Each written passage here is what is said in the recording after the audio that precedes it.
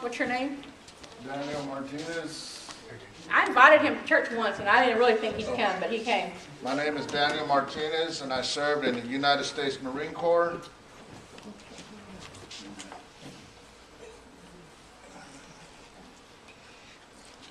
My name is Frank Schramm. I served in the 101st Airborne and the 5th Special Forces.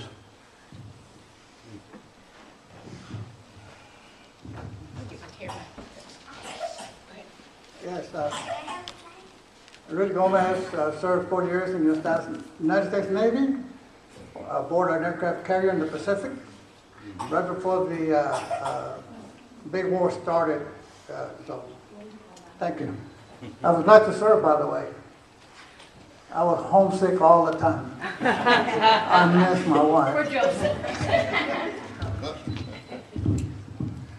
My name is Curtis Williams.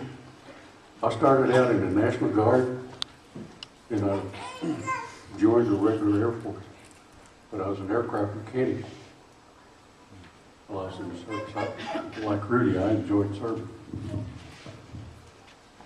You're going to have to speak together if I can get a picture of you. Jag say Gabriel kind of witty and share. On in the sling of Botany versus Chin. Said up is the 8 does change, I stay 8 does another. I shall we que Jokia leads in a que, Umtolea.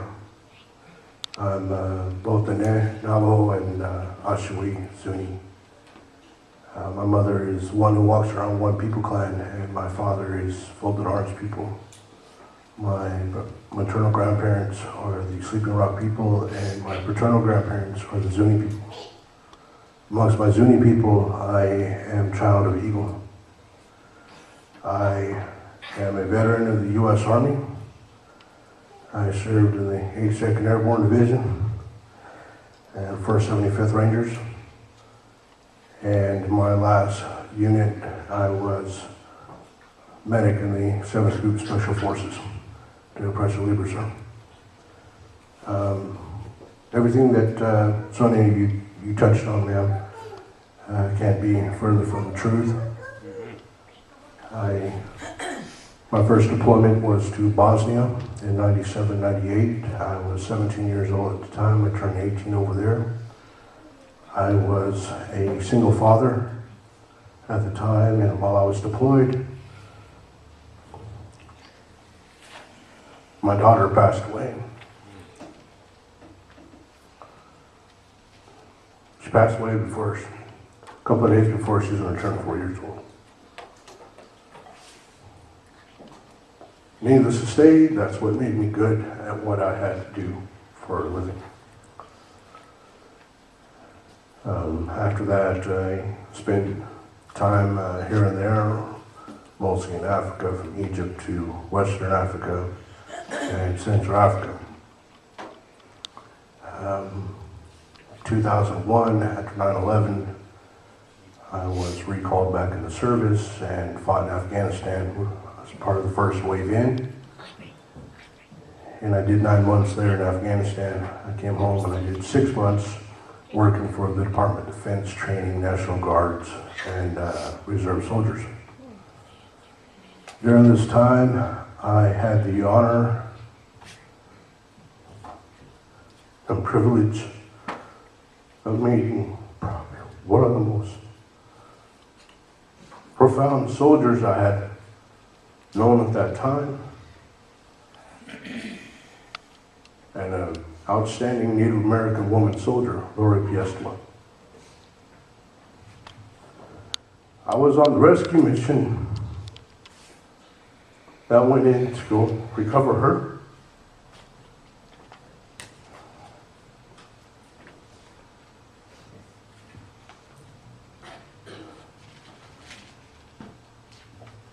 A lot of years I blamed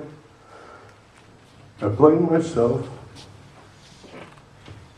thinking that I should have trained them better.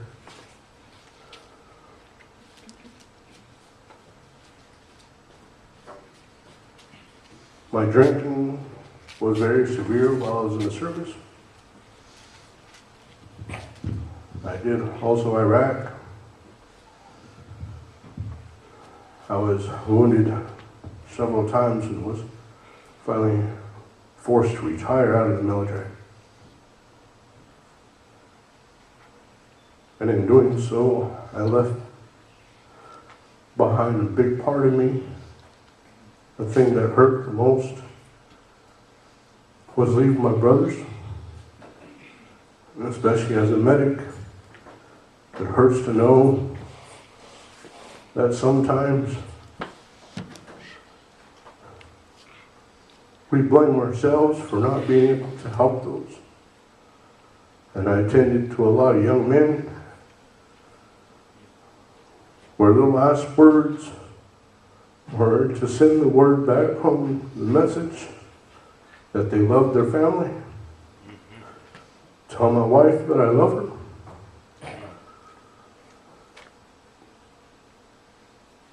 And some of them at the end even thank God.